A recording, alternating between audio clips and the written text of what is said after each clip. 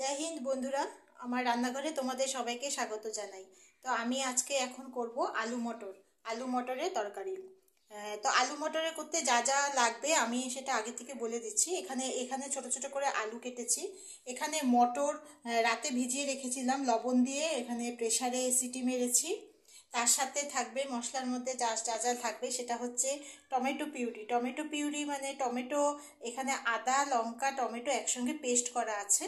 আর ফোড়নে দেওয়ার জন্য থাকবে এখানে আছে গোটা জিরা, এখানে আছে ছোট এলাচ আর দারচিনি, আর এখানে আছে কাসুরি মেথি। এটাকে আমি হাত দিয়ে এরকমভাবে পেস্ট করে গুঁড়া করে রেখেছি। তার সঙ্গে মশলার মধ্যে থাকবে এখানে হলুদ লঙ্কার গুঁড়া জিরার গুঁড়া ধনের গুঁড়া, আর তার সাথে থাকবে তেল আর লবণ। তো চলো আমরা রান্নাটা শুরু করি। কড়াই আমার গরম হয়ে গেছে, আমি আগের থেকে কড়াই বসিয়ে রেখেছিলাম। তো আমি এখানে পর্যাপ্ত পরিমাণে তেলটা আমি একবারেই দিয়ে দেব।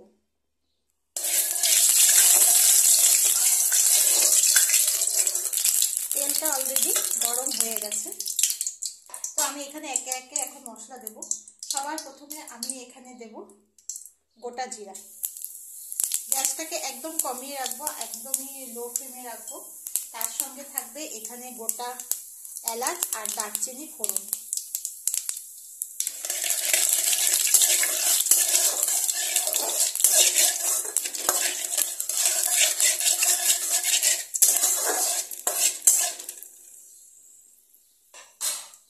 এই ফোড়নের মধ্যে আমি দিয়ে দেব এখানে এই যে হাত দিয়ে গুঁড়া করে রাখা কাসুরি মেথি।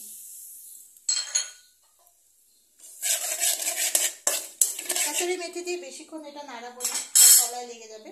সঙ্গে সঙ্গে এটা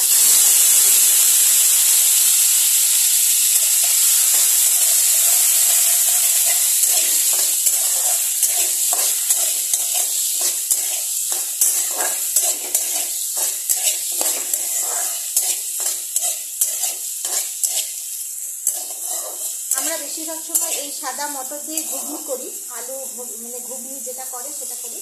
আর আমি এটা করছি আলু মটর, আর এটা সম্পূর্ণ কিন্তু নিরামিষভাবে করছি। আমি এখানে আমিষের কিচ্ছু দিইনি, একদম নিরামিষভাবে। খেতে তো দারুণ হয়, খাওয়ার পরে বুঝতে পারবে তোমরা খেতে কেমন লাগলো হলো। তো এখন এটা ভাজা ভাজা হচ্ছে, একটু একটু ভাজা ভাজা হওয়ার সাথে সাথে এখন এখানে দিয়ে দেবো হলুদ, তারপরে দেবো লঙ্কার গুঁড়া। অনেকে কাশ্মীরি লঙ্কার গুঁড়া ইউজ করে, তোমরা করতে পারো। তো আমি এখানে এমনি লঙ্কার গুঁড়া ইউজ করি, আমি কাশ্মীরিটা করি না। তো আমি এখানে এমনি লঙ্কার গুঁড়া ইউজ করব। তার সাথে দেবো জিরার গুঁড়া, তার সাথে দেবো ধনিয়ার গুঁড়া। জিরাটা যতখানি দেবো ধনেটা তার থেকে একটু বেশি দেবো।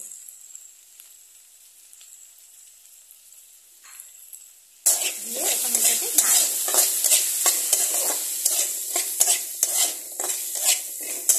একটু সাবধানে করতে হবে যাতে তলায় লেগে না যায়। তলায় লেগে গেলে একটা গন্ধ বেরিয়ে যাবে, সেটা খুব বাজে হবে খেতে। তো এটাকে একটু নেড়ে আমি এখানে দিয়ে দেবো টমেটো পিউরি।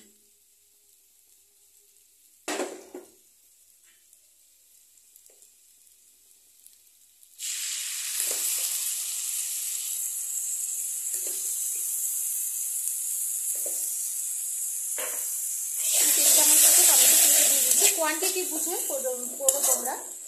আমি একদম অল্প করেই করছি, কারণ আমরা দুজন মানুষ, সেই হিসাব করে আমি বানাচ্ছি। তোমরা তোমাদের মতো করে দেবে। তো এটা দিয়ে এখন আমি গ্যাসটাকে একটু মিডিয়ামে দিয়ে দেব, দিয়ে এখন এটাকে ভালো করে নাড়ব। আমি কিন্তু লবণটা এখনো দিইনি।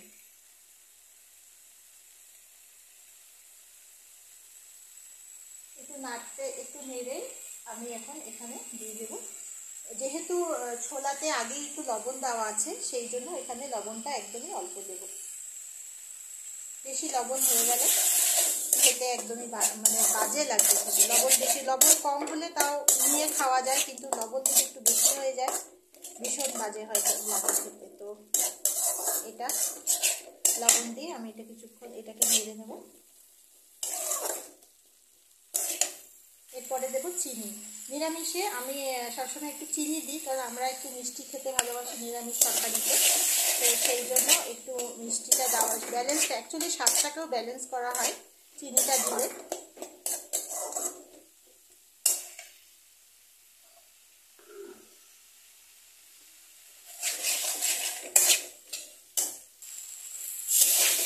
আমি 1 মিনিট এটাকে পুরো ভালো করে কষিয়ে নিয়েছি সব মশলাগুলো একসাথে।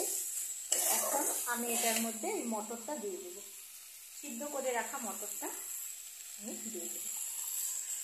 আমি জল সমেতই দিয়ে দেব। জলটাও ওরকমভাবে পর্যাপ্ত পরিমাণে দিয়েছি যাতে জলটা ফেলে দিতে না হয়। তো সেই মটর বুঝে আমি জলটাকে ওরকমভাবে দিয়েছি, সিদ্ধ করেছি। তো সম্পূর্ণটা ধরে আমি এখানে এটা আমি দিয়ে দেবো। যদি প্রয়োজন মনে হয় আর একটু জল দিতে পারো তোমরা। তো আমার এখানে আর একটু জল লাগবে। আমার এখানে এই ক্ষেত্রে গরম জল ইউজ করলে বেশি ভালো। আমি এখানে অল্প করে গরম জল দিয়ে দেবো আলুগুলোকে সিদ্ধ হওয়ার জন্য।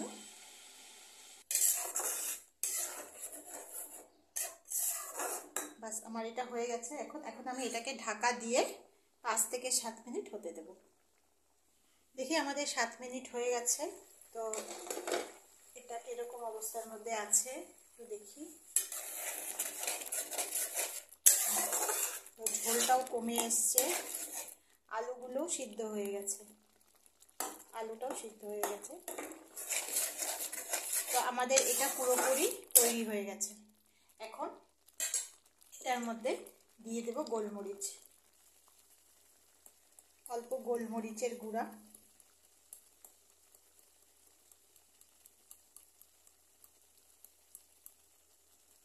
গোলমরিচের সেন্টটা আরও মারাত্মক হয়ে যাবে। এটা যখন তোমরা খাবে তখন বুঝতে পারবে। তাই গোলমরিচটা দিয়ে নাড়াবো না, এখন গ্যাসটাকে বন্ধ করে দেব।